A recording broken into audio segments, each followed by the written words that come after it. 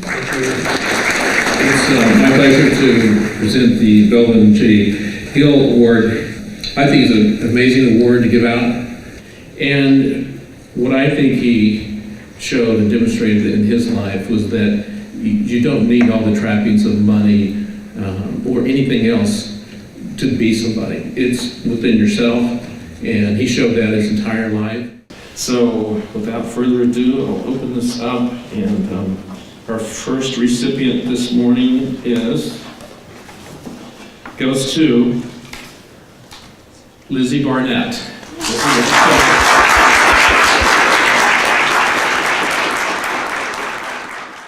Well, Belvin Hill Scholarship was initially set up as a $500 scholarship for seniors that participate in the Challenge Bowl their senior year, and they write an essay on the impact that Challenge Bowl has made in their lives, since they've started participating in Challenge Bowl.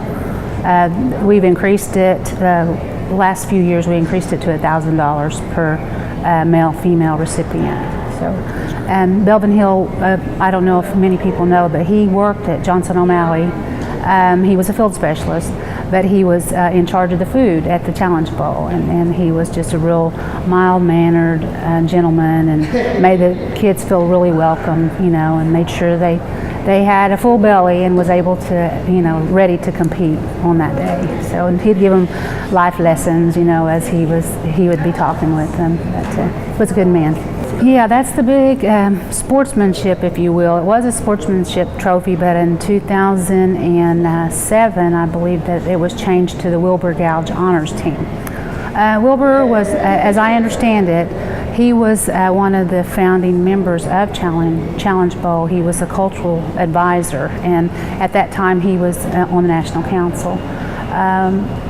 In 2008 is when I came on board at Johnson O'Malley, and I just had a brief time that I got to spend, on that committee with him because he had become sick. But he really he wanted, as far as I can remember, he wanted to make sure that the cultural aspect was always a big part, of the Challenge Bowl.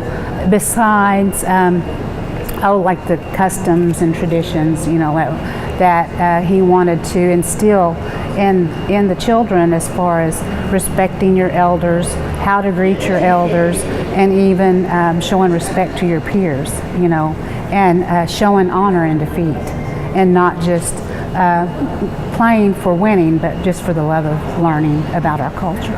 It's a lot of work, of course. But the reward is reading. I read the essay from the male recipient, which was Daryl Proctor II. I read that again this morning, and through and through, because I just skimmed them. We don't score them there at the office. We receive them and send them out to readers to score those because we don't want to appear biased, in any way. But I read his, and his essay was just amazing. He told about, and he truly told about the impact, from a little child seeing his sisters compete and finally getting to compete in the 3rd grade, and how his family, they would, they studied together, asked each other questions, and even his dad teaching him how to read the Muskogee language. And it's a really nice essay.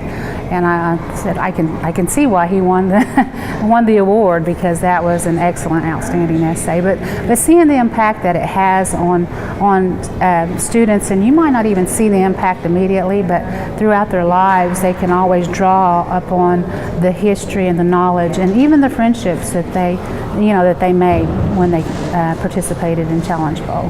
So it's another way I see of keeping our culture alive. Keeping, for our young people, because even when I came to work at the tribe, I was so proud, to be working for my tribe. But in starting to working with the Challenge Bowl committee, I found that there was so much that I didn't know, and I grew up, around, I would say not the traditional ceremonial ground, but I grew up, in church, church grounds. And around Creek people, and I'm not saying I knew a lot, I just knew what I knew. But there was so much more to learn, about our history and culture and our ways. So it's really had an impact on my life as well. Well, you're for sure developing leaders. Would you tell us about the leaders of tomorrow? This is Yes. Well, and as I mentioned, Darrell Proctor II, he's become, because of that, he's become a leader at the Muskogee Youth Council. I think he was their speaker or something, and he was only 14 years old when that happened. But he's looking, I can see him developing into a leader of our tribe, of this nation. So, and there's been students in the past, that are leaders. They're out there and they're successful in what they do. So I'm not saying that it's all because of Challenge Bowl, but I think that it builds a confidence in them of who they are and where they come from.